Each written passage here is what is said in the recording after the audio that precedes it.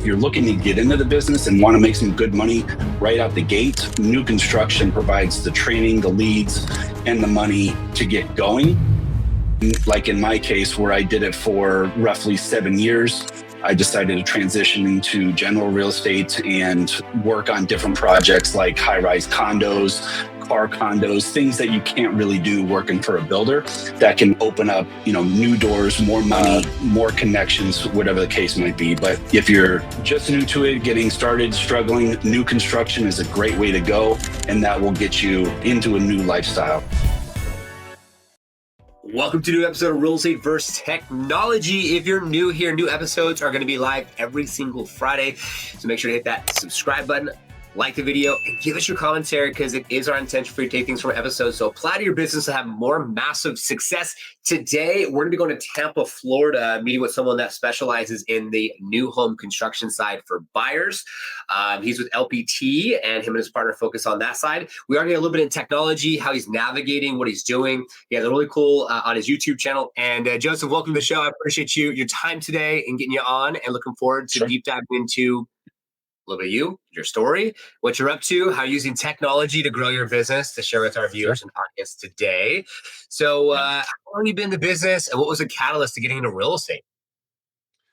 Yeah, it's kind of a funny story. I actually got into real estate with Disney originally with their timeshare products. So those were considered development and condos and whatnot, and did that for a few years starting in 2015.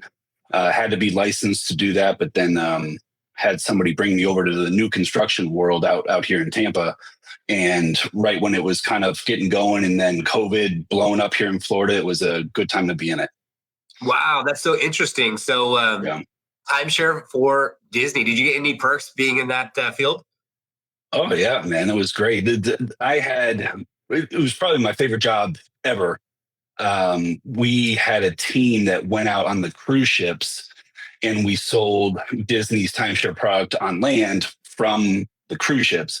Wow. And so we got to travel. Yeah, we got to travel all over the world, wherever the cruise ships were. We'd go out, fly out for 2 weeks, sit on the ship, and perks were nice. We had a regular room, got to eat steak and lobster every night in the dining rooms and whatnot. It was a good time. Yeah. Dude, that is awesome. Talk about, I mean, like, I don't know if I want to get into real estate, but, obviously having, starting a family, staying stationary would make a lot of sense as well. And I actually was in Disneyland a few years back for my sister. My younger sister got married in Disneyland in the evening time, like 11 to like 2 o'clock in the morning. Oh, no kidding. Yeah.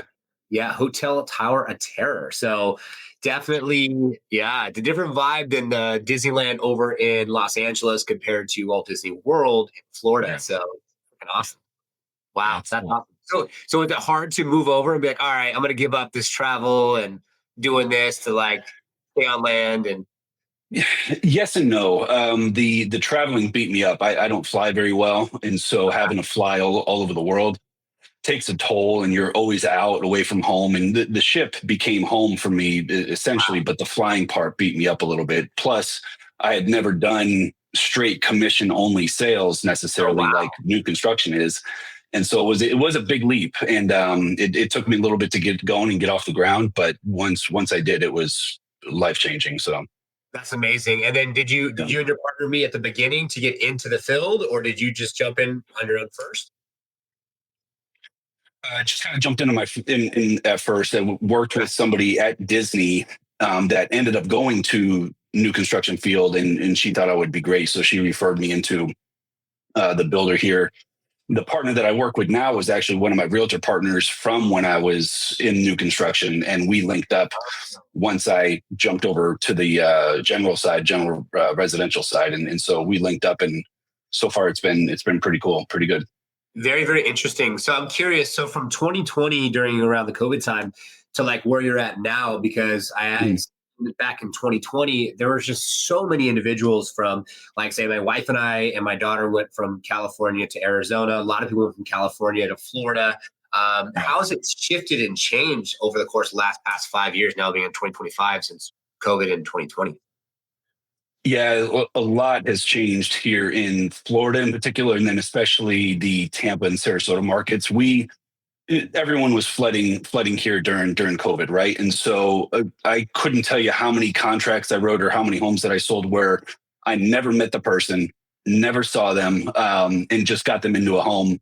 Wow. Easy, yeah. It was wild, and so that's not really the case anymore, right? And so the prices were going through the roof, which at the time we thought was the right way. We were kind of comparing ourselves to California and New York, where you have these homes that are in a great state, a great location, and close to the water. They should be more expensive.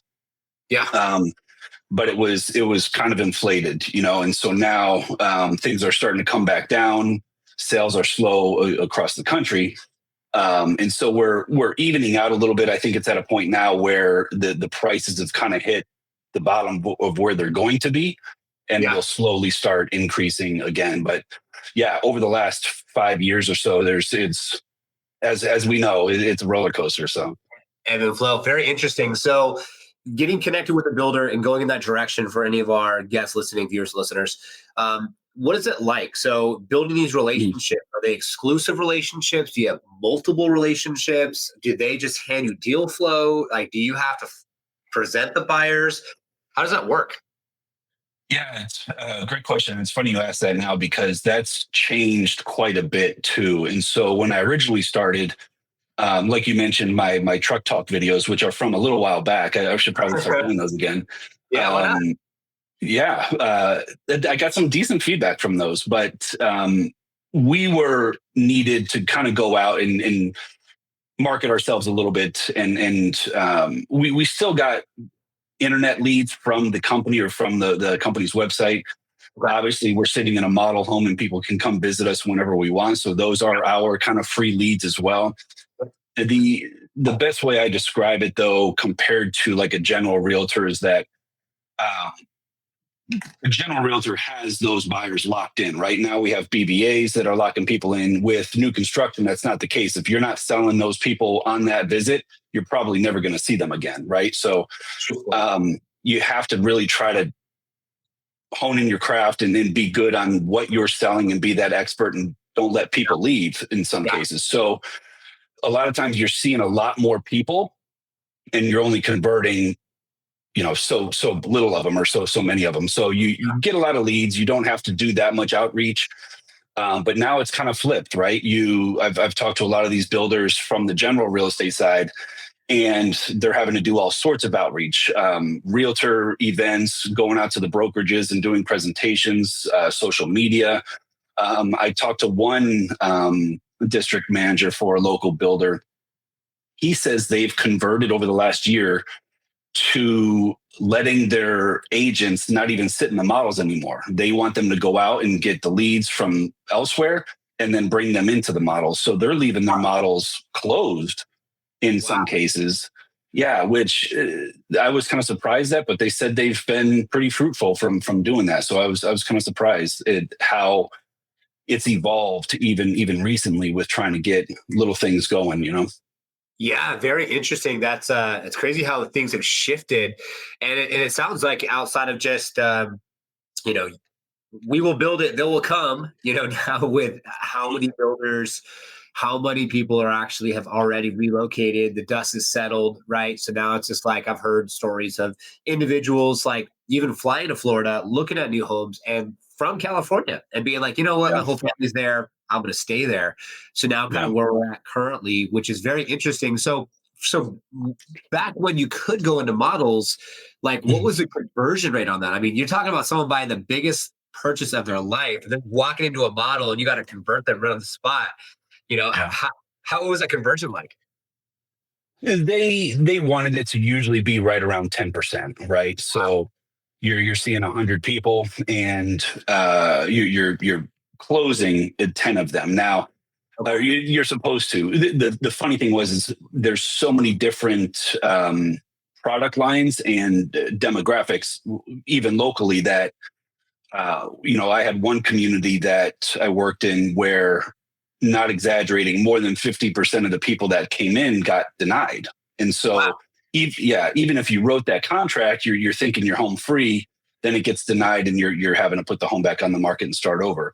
Ah, While I worked in another community down in South Sarasota, which was cash. We had 6 to 7 agents working there 6 days a week. And the joke was that on weekends, we would see 100 families a day. And when I started there, I laughed.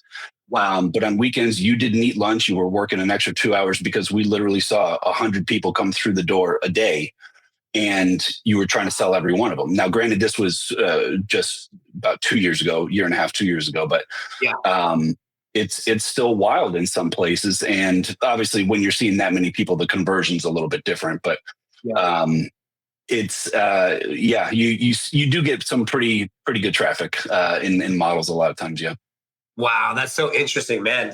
It's been a number of years selling cars. And I look at that as like the next level to selling cars is like selling model homes, which is so interesting.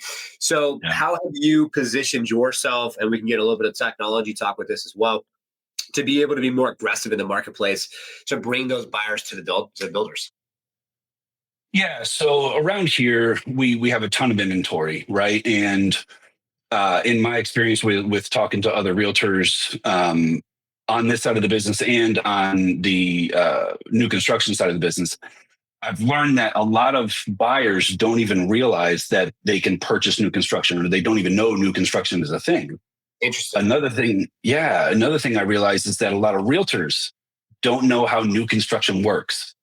Okay. And so my partner and I, if she has been in general real estate the entire time, but that's all she's done. The brokers that she worked for originally only focused on new construction. And so she's got her bearings going, and she knows how that works. So it was an easy transition or team up for us. But we're now focusing on trying to get information out there to people through social media, through videos we're starting to get going, but a lot of it's through Facebook. Ironically, I didn't think Facebook was that big of a vehicle, but it's huge. And we've noticed a lot more buyers are on Facebook more so than, say, Instagram. Our Instagram followings are mostly just other realtors. And so you notice a lot of realtors posting their listing videos, and it's just other realtors commenting on it and whatnot. Yep. But with Facebook, there's so many groups of people, New Yorkers moving to Florida, New Yorkers moving to Miami, groups all over the place. And so we target a lot of that and just put information out there so people can get familiar with new construction. And then if they ask questions, we're quick to answer them, give them the information that they're looking for, and then try to continue to follow up with them with more details. And if they do want more details, then we're gathering their information and properly putting them in the CRM and whatnot, and following up with them from there. But that makes a lot of sense. Yeah, I can imagine too, because like when you think about like Instagram compared to like the demographic, the age demographic and who's on there as viewerships compared to Facebook, I can imagine you're getting a lot of like snowbirds, people that are wanting to retire, and the average age on Facebook is 55 plus, and 75% are females, searching around, looking when they're probably playing golf. yeah. So which makes a whole lot of sense. And what are some things that you're up against when it comes to like new construction? What are some of the rebuttals? What are people's concerns? That's a question that's been boggling me since I got into new construction. It always blew my mind why somebody would want a resale home compared to a new construction home. Between the newer amenities, the newer codes, especially here in Florida with hurricanes, they're always improving and upping the codes that they need to be built at.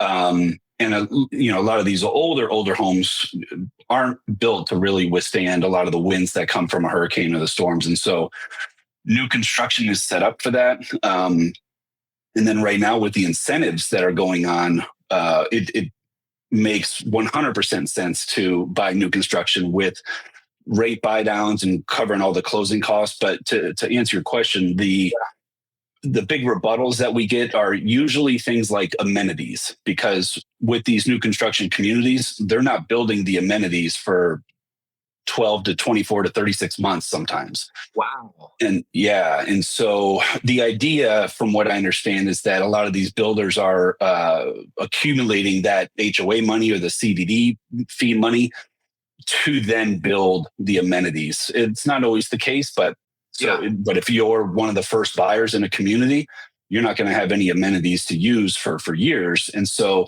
that does attract, buyers to resale communities that have either established schools or established amenities, stuff like that. Yeah, that makes a whole lot of sense. I mean, it's like you have to recoup your costs somewhere. And especially what's happening in the market right now, it only makes sense why it's like, let's get a certain percentage already sold before we start getting into the amenities. So talk a little bit about and I watched a little bit of your YouTube video on this, like the difference between like CDD fees compared to like HOA fees. Is that going to be different because this is going to be new build? So there's a new fee, and is there still going to be HOA? How does that work?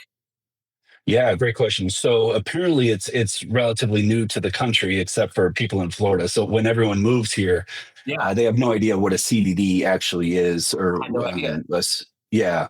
And so we call it a community development district fee. And essentially what it is the developer of that master planned community. And around here, 90% of the communities are considered master planned community, and where a developer buys the land, they take a bond out from Uncle Sam to start building all that. And that's considered the community development district fee, part of that fee. And they start using that money to build things out. And then it typically gets round up into your tax bill, but it's still a fee that you end up having to pay regardless, right? And so the debt portion of it gets paid off after about 30 years. And so you can technically pay that off early, but it doesn't make much sense if you end up selling your home, because now the next person doesn't have to pay that fee. And then now the HOA fees are a little bit less, because that CDD fee money is usually paying for things like amenities, upkeep of the community, the roads, the sewer, the street lamps, all that good stuff to keep it nice and clean. And then the HOA is usually just used as a regulatory administration or association where they make the rules and regulate everything. So typically when you have that community, HOA fees are a little bit less. CDD fees are used to maintain the community. And then the idea, when all that gets paid off in about 30 years, they'll probably just combine them somehow. So you have one HOA fee. But I don't think there's any communities that have had it long enough to hit that 30-year mark and pay it off. So we'll see. Very interesting. Yeah. I mean, we haven't heard it, across the country. Here in Arizona, there's a lot of building happening. And that's not something that's very pertinent. And in my community, this is a 96 community. So we're at like good 120 a year. So, and we have our own communities. I got the pool, everything in the backyard. So, there's obviously other associated costs with that and stresses for sure. But very interesting. So that's it'd be interesting to see what happens in 30 years, like what they do, how they're going to that cost analysis and structure. Also, I can imagine if someone's going to buy a new build, it could be a little frustrating. But obviously, there's going to be the rate buy down, and opportunity for closing costs to be covered. So there's plus and minuses from the perspective of like not having the amenities but paying those fees. And like, what do those fees range? What have you seen for fee range? It's all over the place, right? We see some communities will have the CDD. They claim it's paid off, or that there's no CDD, mainly because the developer picked it up, right? So that would be zero. And then the fees in that community for an HOA might be $250 a month for your regular amenities, a nice pool, maybe a fitness center, and a common area to hold like a little event or banquet or something like that. We get a lot of communities around here, especially in Southwest Florida, like Sarasota, Lakewood Ranch. It seems like every community ends up having a full barn restaurant, right? And so now we have one that's relatively affordable called Lorraine Lakes in Lakewood Ranch. I mean, they've got outdoor volleyball courts, basketball courts, indoor basketball court, an arcade room, full barn restaurant, indoor and outdoor, multiple pools. The amenities are endless. They even have a putting green, a turf putting green in there. Wow. And so, so there, the CDD fee had to build all that essentially. Yep. And I want to say those are roughly $250 a month just for the CDD fee. And then the HOA is another about $400 a month. Got it. And so it can add up. But a lot of these communities include things like cable and internet now too. And like, for example, I live in a similar community that's a condo where my fees are high, but I have 24-hour security. There's a gate, there's one way in, one way out. I have cable, internet, water, sewer, trash, everything's included in my HOA. So, but those can be as high as $750 a month, so you get free food. I mean, right. It's a free food for this this amount. Yeah, I saw one of your YouTube videos on the fact that like you'll never sell because you're in that 2% range. And you're talking about that. You're like, I just, got a condo. I'm in the 2% range. Like we're in the 2.75 for this house as well. We bought during COVID in California. My wife and I and my daughter is like not going anywhere. We house hack, have some Airbnbs on premise, which is kind of nice. But yeah, it's just like, it's interesting because I feel like people now more than ever, they want to have that kind of like, you don't have to go to the beach or go to a resort. Right. To like have a resort type feel. And that could be just there in your backyard. I think that, man, I can imagine $700 a month plus, depending on where you're at with the mortgage, depending on how much you put down, it can be up there a bit. So you better use those amenities out there. Yeah. Well, have you seen the lagoon communities? Do you have any lagoons out there? I heard a little bit about them, but no. Yeah. There's one developer here out of Tampa that builds them for all of Florida. I think they have the rights to it, I think. Okay. But it's funny you say that the people are looking for the resort style, the beach and whatnot in their own community. And that's literally what the lagoon communities bring is that beach. It's a literal beach and it's beautiful. Fees can be a little bit higher for that.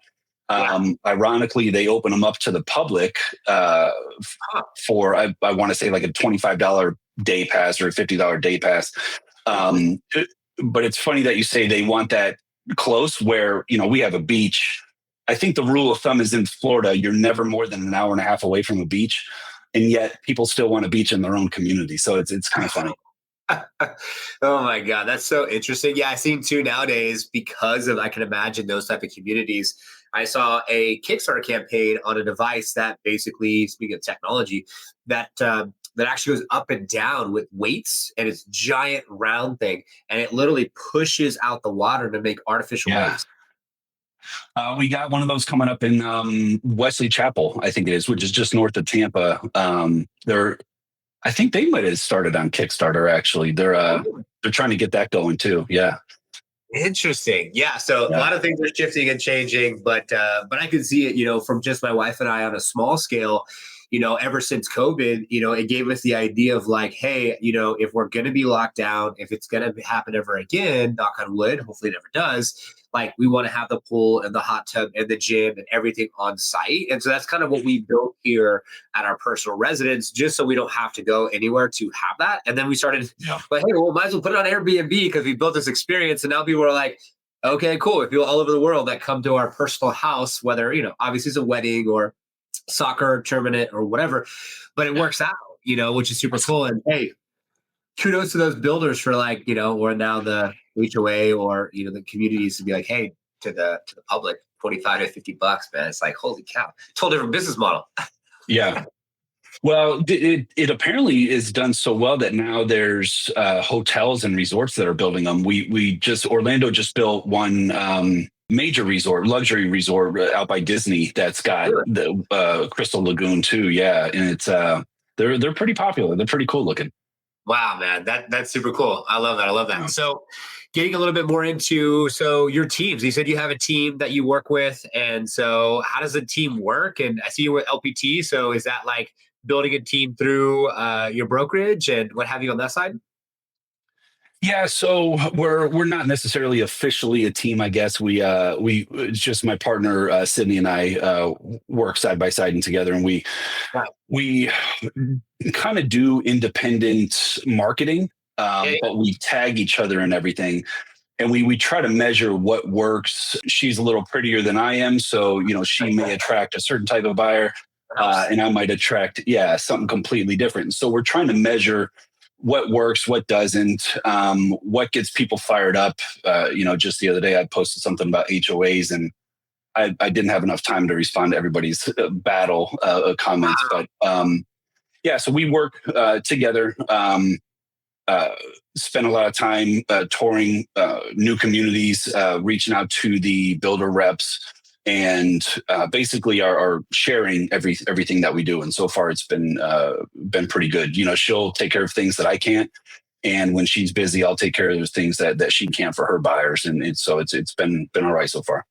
Wow. Yeah. Congratulations to you both. And that makes a whole lot of sense. Divide and conquer. And it's nice to have a couple of minds to analyze the data and what's going on. And it sounds like you might have had a viral post there, because that's the thing, man. It's like when viral posts go, it's like you don't even need to comment, because, the people go back and forth rapid fire. Yeah.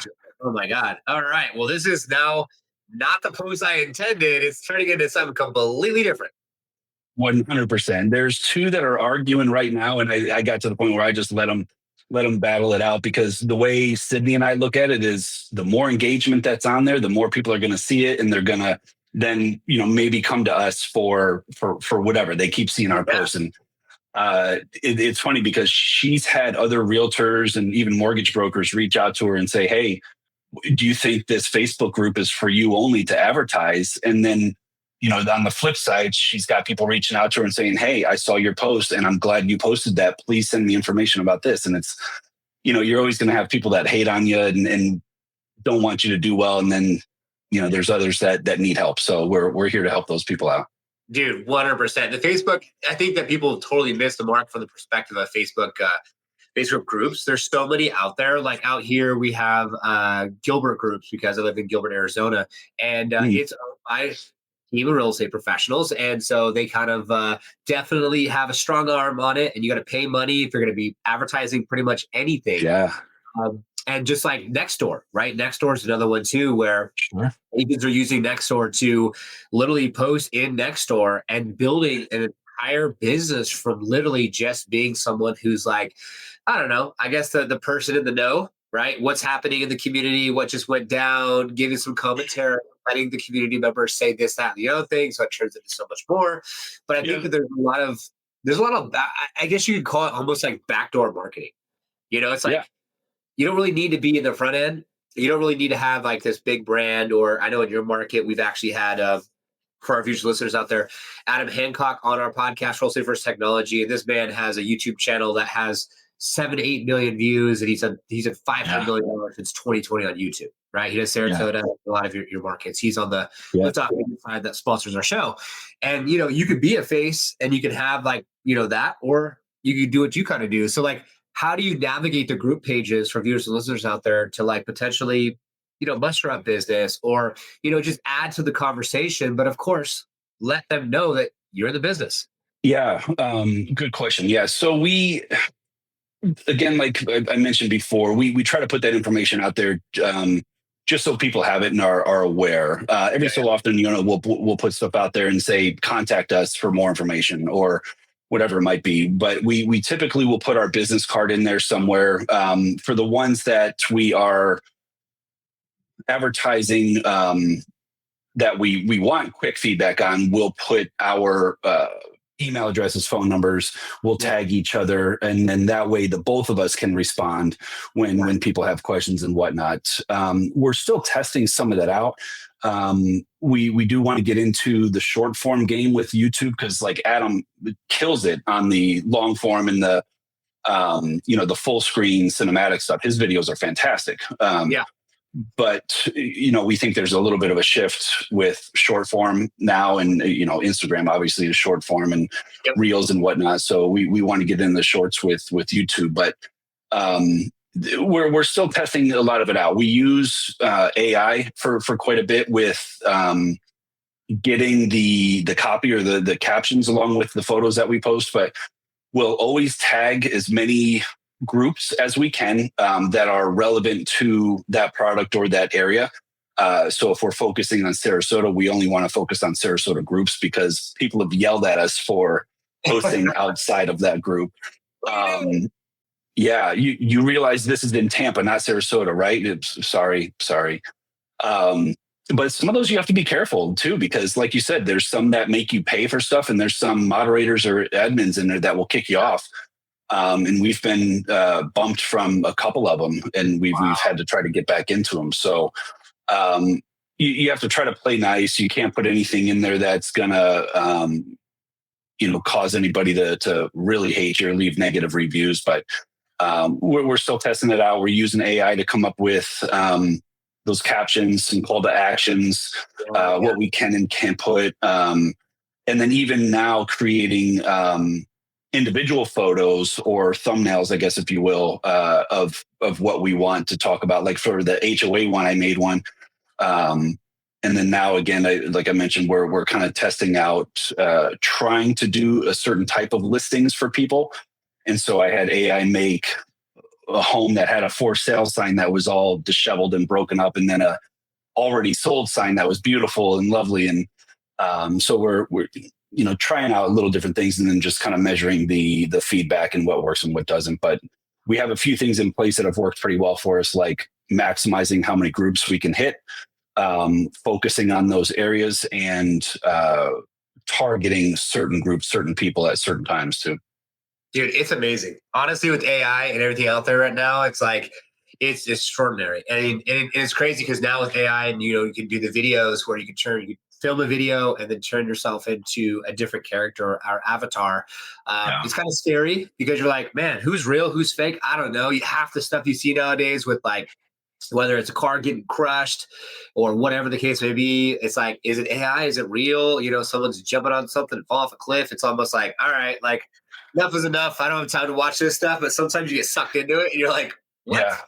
Yeah. Being a little bit of a techie, and again with what you're trying to do, and I'm on this stuff all the time, right? I'm always watching new AI videos. What's new? What's something else I can take advantage of that might be able to help out the business? And I thought I had a pretty good eye for stuff, and I want to say I got fooled for the first time today. Really? Was watching. Yeah, it was a lady and a man standing out front of her home, and he was asking her if she'd be willing to sell her home. And she was excited because she had $200,000 of equity and this and that. And then I saw down at the bottom, it says this entire thing is AI generated. Completely fooled me. And it was at that point I said, we're going to be in trouble. We're going to be in trouble. We definitely are going to be in trouble. Yeah, it's interesting because you have a lot of agents across the country, a lot of people we've had on the podcast, like Adam Hancock, that are doing these videos on YouTube and doing long form and what have you. And it's only going to be a certain amount of time where then AI can really start to generate these videos, for you. And then, it's already interesting because we've had individuals like on the show. We actually had most recently, we had Brad Lee on the show, and Brad Lee, he actually was here about 3 months ago, went from 0 to 40,000 followers on Instagram from just area content, just doing exactly what you talked about and doing short form content, area content. Yeah. And just talking about the largest pickleball court coming out this way in Scottsdale, semiconductors, Intel, Apple, Sprouts, whatever. And he's becoming this resource. But that's where I feel like it's going to be interesting. I don't know how it's going to shift from, real and fake and AI and not, and then the smart ones, like you're already kind of dabbling a little bit. And there's people out there doing even more that are coming up with these videos. Like you probably saw like months back, the baby craze, the AI baby craze. Everyone's doing big babies as AI. Those are pretty funny. Yeah, those are pretty good.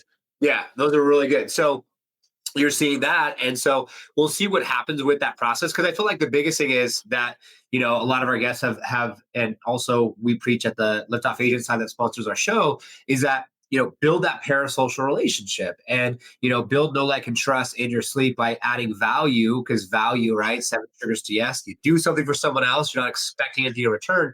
That person will then, be like, hey, how do I return the favor? You had to help me unlock 200,000 in equity. You helped me buy this new construction home, and I got to sell a home, and I get to buy this one. I get to retire now out here. What can I do? Make me some cookies. I don't know. But it's interesting. Yeah, it's. I know a lot of people struggle with like the BBA and getting people to sign it, and they're timid on that. And what we've found is just like what you said, if we can provide a little bit of information, maybe even a little bit more information, people will come back and ask us to help them out. Even if that person doesn't buy, and they're just using us to get information, because ironically, we have a ton of realtors that will see our posts and then reach out to us and say, "Hey, can you give me more information about this?" And it's like, Wow. isn't that your job? Or people will reach out and say, "Hey, I don't want to be bothered with your pitch. I'm already working with a realtor. I just want information on this home." And it's okay.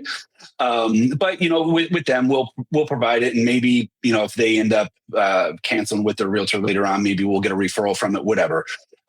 We've already gotten some referrals from people that didn't buy, that referred their friends to us that are wanting to, and now trying to get into the investment side of things with these high-rise luxury condos that are going on.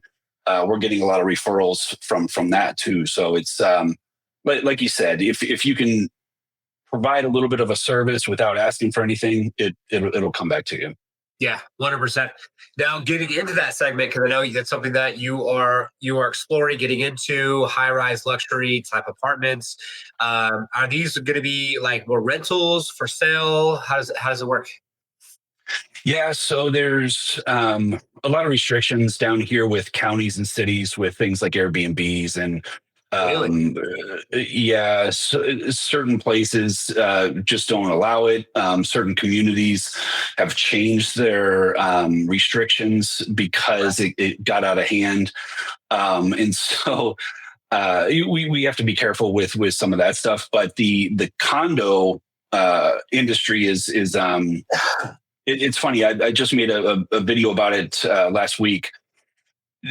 Everyone, for the most part, was familiar with that seaside condo down in Miami that collapsed years ago, and it caused a lot of problems. And now anything in Florida that's 30 years or older has to go through these extensive milestone inspections. And these poor folks that own these condos are getting crushed with new HOAs and assessments to fix these buildings and bring them up to code. And so the values of them are just getting crushed.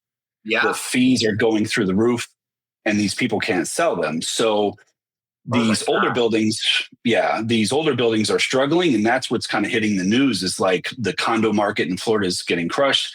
Whereas we have huge names, big brands that are coming in, buying up land along the beach and building these high rises. Miami's got a Bugatti building, a Porsche building, an Aston Martin building. And they're made for car lovers, right? And because that name, And so Sarasota recently opened up the St. Regis, and so there's homeowners in there. There are people that are renting those out. One project that we're getting pretty involved with is in downtown Tampa called Hotel Aura in private residences. And it is a hotel condo concept. And so the idea with that is they want to attract investors to buy, I want to say it's roughly 632 units that they can turn over to the hotel to manage for them. And in turn, the owners will keep roughly 80% of the income from the hotel revenue that it's rented for. And the management or the maintenance fees for it is roughly 20%.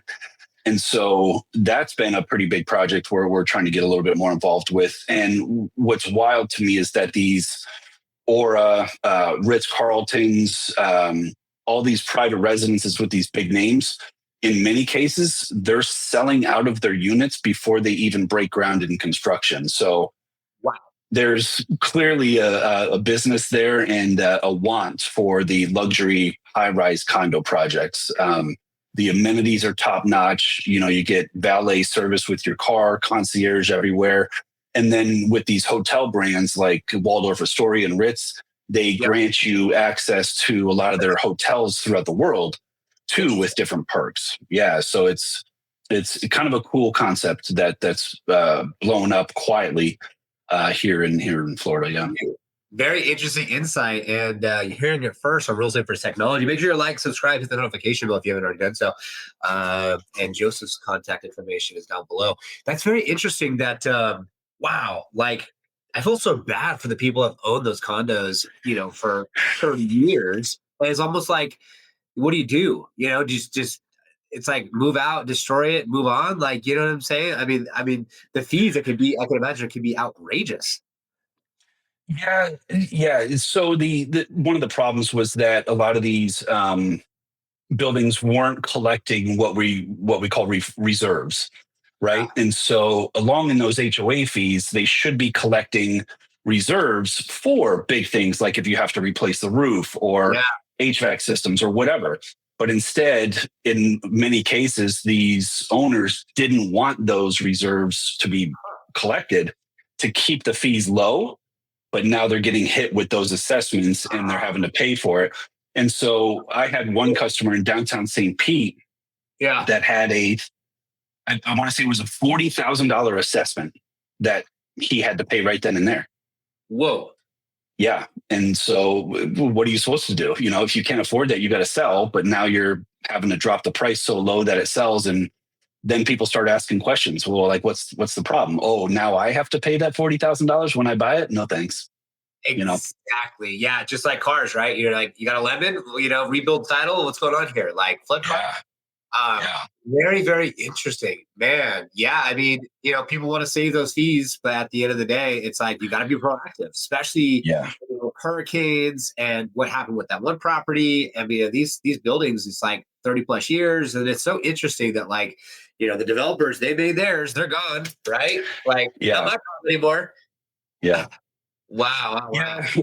Well, and that's what's kind of nice. And I think a little bit more settling with the newer construction high rise condos is that they're building these things like bunkers, right? And so all of them have high rated impact windows and doors. They all have backup generator systems for power. And so when a hurricane does come and wipe things out in an area, these high rise condos don't really have to worry. And so uh, people are, I think, taking advantage of that and recognizing that when you add that plus all the Yeah, amenities that are there, and you're in Florida, 30 minutes from a beach, in some yeah. cases right on the beach, they're not bad investments. Very, very interesting. And Yeah. I mean, it makes more sense. It almost makes more sense than some of the, like, not to just deter anyone from getting a new home. I'm sure, like you said earlier in the show, too, like they are going to be pretty safe and what have you. But I mean, it just sounds like to be downtown, be closer to the beach, get those views, valet. There's so much that you get from the amenities. It's pretty cool. And it's interesting how the hotels kind of like gotcha. It's like, sorry, Airbnb, sorry, personal residence. If you want to do it on your own, you can't. But over here, we're going to go and like literally give the opportunity. So if I was to say hypothetically buy one Mhm. and it's at 80/20, do I get to block off times that I want to use that specific, say, condo? Or is it like out of my hands, I get my 80, they get the 20, and that's it?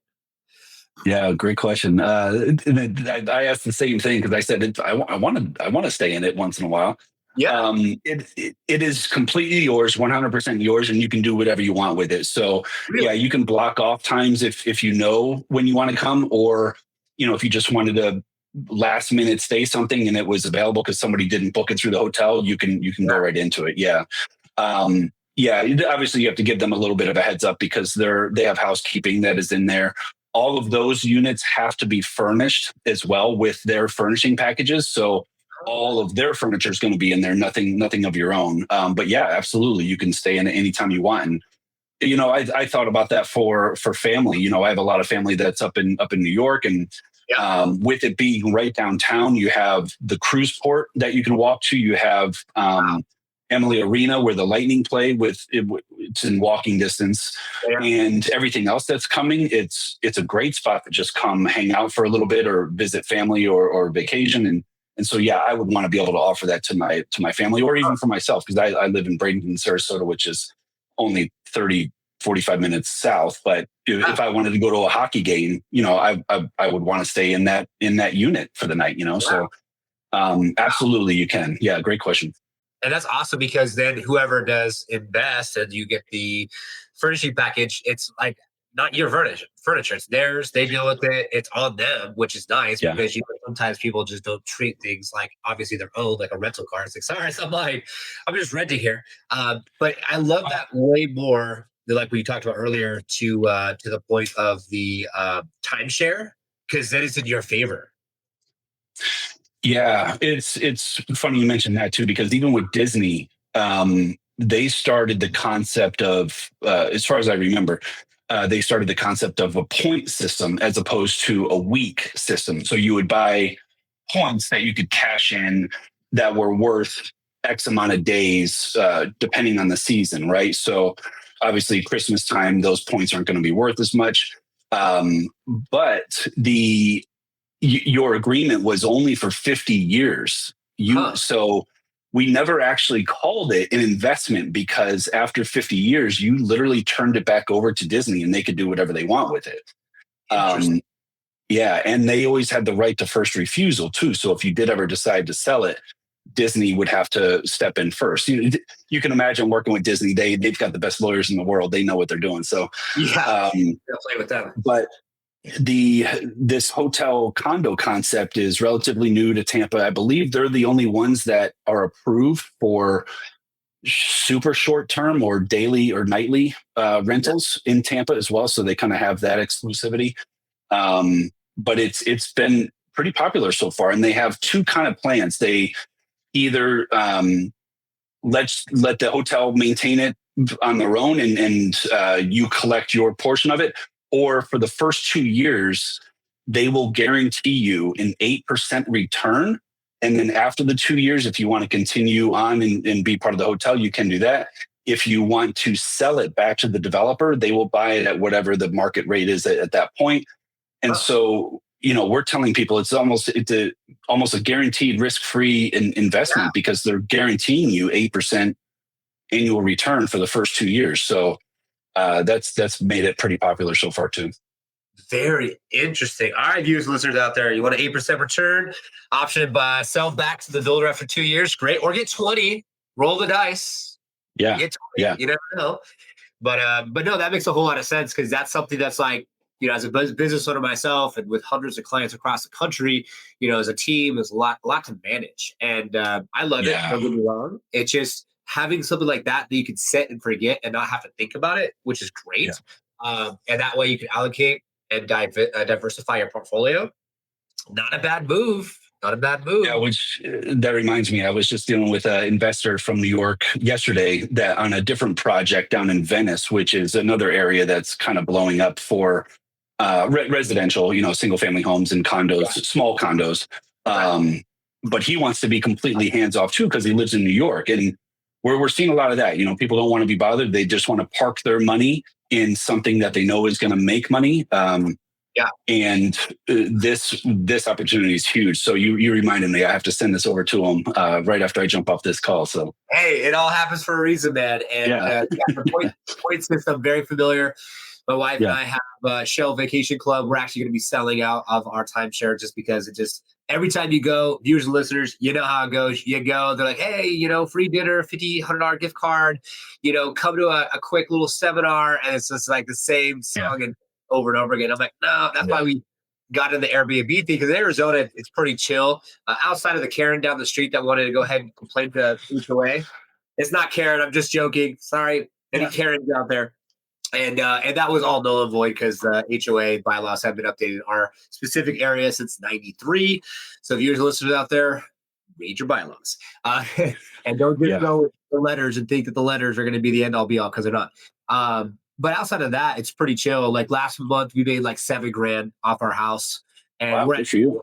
five. Thanks so much. 2.75 at like 1,700 a month. So Yeah. pool, yard, solar, trailer, cleaners, all that was paid for. And so, we got a free travel trailer on the side of the house, and we're going to break ground and do a nice little tiny house, pool house on the side here. And we're only working with a 10,000 square foot lot. So, I think that people are getting smarter these days of like, how do you house hack? And you have to be with 2.75 locked in 2020. What are you going to do in 2025 when you don't want to lose that rate or that payment? Well, dude, Yeah. rent some rooms, get on Airbnb, depending on where you're located, what you could do. Like, Yeah. get a free house. Yeah, I rented this place out and I got lucky. I put it on Zillow, did it all. I was surprised at how well Zillow worked. They did a background check. They filtered through some people, and I found this guy his company paid for it, didn't question me on the rent, and he lived here for 2 years. Wow. Yeah, I'm like, he took care of everything. I'm like, this is great. So, yeah, I heard a joke not long ago that was, if you have a realtor that is wanting to sell your home and is telling you to sell it despite you having a sub 3% rate, fire him. Because Or there's, do not get rid of that home. Do not get rid of that home. no, it's just like the payment, the price. You're like this house alone, it's getting close to worth a mill. I mean, you're talking five, six, seven, $8,000 a month plus. It's like doesn't Yeah. make sense. 3,300 square foot, 6 bedrooms. It's like no, I'm good. And then we actually, thanks for that information. We just listed we were pretty crazy upstairs. We did a fun. It's not marketable. I'm not saying do this. Whoever's viewing or listening, but the houses in Arizona have lots of lofts. And so we had a housemate for 5 years and we traveled to the Philippines and I got family in California and what have you. So we said, you know what? Like we were doing fix and flip. We got out of the market because it sucks right now. A lot of Yeah. snowbirds on the 55 plus communities and like mobile homes out here. So we blocked off this Zen room, which was just like a den, and then we closed it, opened up the other room, and then put a kitchen, a bathroom, and a bedroom with a loft there inside our house. So we have a studio apartment inside our house. But the problem is you have to go through the main entrance. So it's not its Yeah. own studio, which it is a studio, but it's its own entrance. So it's not like an apartment, but it is an apartment. It's not a room in the house, but it is a room in the house, but there's a full kitchen and a bathroom. So it's weird. It's weird. So let me ask you this, if you don't mind. What do you have around you or locally that is attracting people to that Airbnb? And I've got a reason I'm asking for you. So yeah, most definitely. No, I love this. I love this. So right here we have hospitals. So we were potentially thinking travel nurses, and with our Airbnbs, we get a lot of people out here traveling for spring training. It could be pickleball. It could be diving. We have professional divers stay with us. I forgot about that. Okay. So we get a lot of like seasonal type people because the summers are pretty, hot. So they're like, not so interested. But that's kind of what we get for a majority of the people that do stay here. I mean, around here, we're 20 minutes outside of Scottsdale, close by hiking, not too far from the lake, and then you can get up north as well. So there's some really cool things to do with hiking and off-roading and stuff like that, and shooting, and it's a wild west, man. Yeah. I'm so glad you answered that because I think you guys are similar to us as far as seasonalities and minus the beaches and whatnot. We have snowbirds, spring training. We have a lot of that, but I'm really glad you said the spring training thing too, because we have a new community that's opening up, brand new construction, a few different builders, anywhere from 300s to 2.3 million, I think it is. Which is funny that these communities will mix that big of a difference. But the reason I asked you that question is because there's two builders in that community that are building extra ADUs on those homes. And I asked the builder, the rep, I said, why here though? Like commonly you'll see that in a downtown area where, somebody's working downtown, like a travel nurse or something like that. And, or has a reason to be downtown. And then I said, well, why here? And they didn't really have a reason, but the units were gorgeous. And I asked you to find out what might bring somebody there. And so I'm glad you mentioned spring training because we do have spring training teams here that are close to that community, which would be perfect for. Yeah. And then we also have IMG Academy. Are you familiar with IMG Academy? It's I guess like a boarding high school where they bring in major athletes. Wow. And it's I want to say they're the top rated sports school in the world. Look them up if you like sports. Look them up afterwards. But it's right down the street from there too, and a lot of parents will come and stay a little bit to watch their kids play. And now that would be a perfect opportunity for that. So thank you. Yeah, I mean, honestly, the silver lining, and you're welcome. The silver lining was we did a two-parter. We said, okay, we already have a travel trailer and a room in the house on Airbnb. Why don't we put, the Zen, we call it the Zen Den, and put that on Airbnb as well. It's all fresh, remodeled, the whole night. And so we did that. And we actually got, I want to say 3 to 4 people last month. And out of the seven, 5,000 was from that space, and the investment was 17 grand. So of the $17,000 investment, 5,000, 5,500 in 30 days. Now, Yeah. granted, I have a hard money lender, a friend of mine in the car community, because I'm very well plugged in the car community here in Arizona. It is what it is, and that's a far different story. But yeah, so it's like house hacking to the finest. And I think that once people get past strangers and that type of stuff in the house, whatever else, if it has its own entrance, like ADU that Yeah. you're talking about, or we have some in the backyard, people feel very comfortable with that. We have someone checking in on a travel trailer today, and it's self-contained. That's easy peasy. But I don't know. I think that there's a lot of opportunities out there, and why not take a couple extra vacations, pay off debt quicker. I don't know, buy a dream car with the extra cash flow. And I'm glad you mentioned the car enthusiast world too, because we have a track right down the street that hosts big events. That could be another opportunity there too. But I was going to ask you a little bit too, because I think what ended up happening a couple of years ago was a lot of these big hotel brands, and even boutique hotels started getting involved with the Airbnb hate, and Airbnb was taking away business from them. And we're so big on tourism that these hotels and whatnot, require that or need that to survive. And between the hurricanes wrecking people and now Airbnb, I think they got involved with the cities and started passing, new regulations that said, Airbnbs they're not as common here as they used to be. So.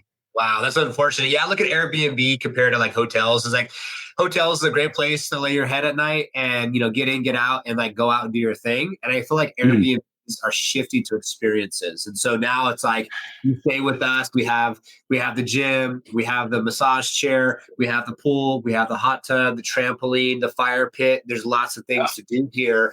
And then we have some fun if we start to talk. I have a GTR, a TRX, a couple cars, and so I'll take them for a ride. We'll have some fun, and just doing things to like give them more experience. And I've had guests actually stay with us, and twice a year we do a supercar event here. And so 17 to 18 supercars, couple $1 million in cars, whether it's GTR to Lambo and you name it. And so it's fun. And then they come, they're like, what the heck did I just get into? Well, welcome to your Airbnb. And I think that's something to be said as far as like, people want experiences outside of just going to a hotel and just putting their head down at night, which is totally fine. You're at a seminar, you're seeing family for the holidays. You just want something super simple. But because of the experience, and like my wife's an international tea master, we do like salon grade hair products. We got parents. How my son used your products? What did you use? I'm super curious. It's stuff like that I think that the hotel chains forget about. And I think people really have that personal kind of like you feel like you're a local more than you feel like you're just there on vacation, which is great. But imagine feeling like you're on vacation and you're living like a local at the same time. I don't know. I think it's something cool about that. Yeah, send me your link. I want to check that out. I'll come out there. Yeah. I'll send you 3, man. You want to come out? We'll give you the whole. We'll go out to the desert and take the TRX. We'll shoot some guns. We'll jump in the GTR. We'll take a ride and go to a show. We have a lot of fun out here. Awesome. And, that's why we came out, my wife and I, because we wanted a staycation, a place that you can go and feel like, I got the mural with the palm trees and the pool, and then the backyard has tons of trees because there's a lot of custom built homes behind our location here. And we're off the Superstitious Springs Golf Course in Gilbert, Arizona. And so, it's a lot of fun. And, it's just like, why not? I gotta come visit you in Florida now. And man. Gotta come out here, man.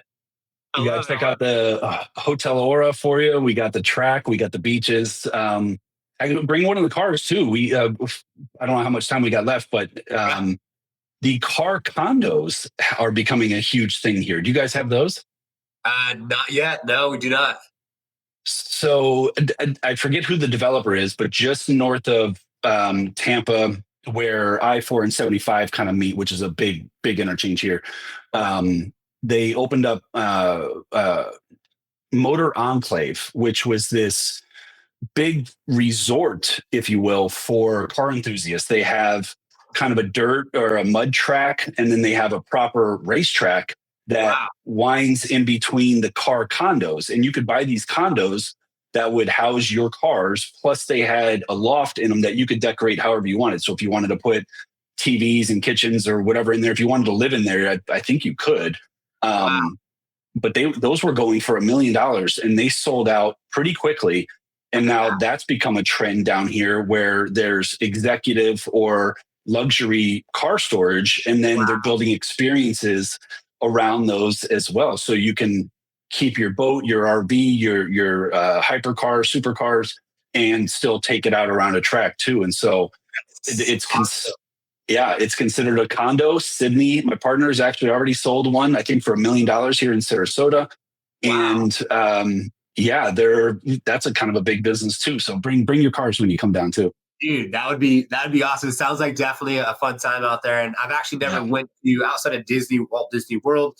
Never been to Miami, Sarasota, any of those places. So it'd be really cool to check it out. We have a handful of clients out there already as well. And I know the car community is crazy because there's young entrepreneurs that I know out there from Brez and then older people out there. I don't want to say older, but Wes Watson's out there. There's a bunch of people out there. So yeah, it's crazy. It's crazy. So I've seen it from afar on social media. So I'm gonna have to come out and tell the wife, like, all right, we're gonna either buy a car, stay out there for a month because we're virtual, it could be anywhere, or ship the car, stay there for a month and come back. But this has been a phenomenal episode. It's been great to be able to go over the whole gamut, Joseph. So I would love for you to end the show with a bow tie on it with what would you like to leave for the viewers and listeners at the end of the day? Maybe, they're getting in real estate. They want to get their real estate license and they're like, they're maybe even want to do the new construction. Maybe they want to get into the condo luxury market, like mindset, quote, book. What do you want to leave with? Industry and wants to get into it. Even if you've been doing it for, say, under a year and you're struggling a little bit, try to get into a new construction community, especially here in Florida or maybe even Arizona, where you will have a lot of builders. In many cases, you can't build or you can't beat the training. You get leads that are coming directly to you. You have support. You have partners that are built into the process. So things like your mortgage company is taken care of, your title company. You have a closer, meaning like a title closer, transaction coordinator, if you will, with these new construction builders. So if you're looking to get into the business and want to make some good money right out the gate, new construction provides the training, the leads, and the money to get going. And then, like in my case, where I did it for roughly 7 years, I decided to transition into general real estate and work on different projects like high-rise condos, car condos, things that you can't really do working for a builder that can open up, new doors, more money, more connections, whatever the case might be. But if you're just new to it, getting started, struggling, new construction is a great way to go. And that will get you into a new lifestyle, if you will. And if I can help you with that, please feel free to reach out. I'm always willing to give some pointers and point people in the right direction. So thank you so much for coming on the show, being of service for our viewers and listeners, giving some things to think about. Because it is our intention for them to take things for our episode, apply the business, and have more massive success at the end of the day. And so I'm glad that you connected us, got you on the show. It's amazing. So few weeks we'll go live with the show. If you haven't already done so, like, subscribe, notification bell. Go check out what Joseph's up to. Down below there'll be the links. You can go ahead and subscribe to his YouTube channel. Follow him on socials. And if you were looking for a new construction or maybe one of those condos, hit him up. I'm sure he'll be happy to be of service. And so thanks again for being on. Absolutely. Thanks for having me. Yeah, anytime you want me to come back, I'd be happy to. This was awesome. I definitely will, for sure. We'll keep you posted. Maybe another year from now, we'll get you back on and see how things are going and what's shifted, what you think. And our viewers and listeners, hey, you've been with us for over an hour, so pat yourself on the back. Hopefully there's something that you can apply to your business today and or your life, from house hacking to new construction to high-rise luxury penthouse apartments. Lots of opportunities out there. Thanks so much for tuning in today, and we'll see you all on the next one.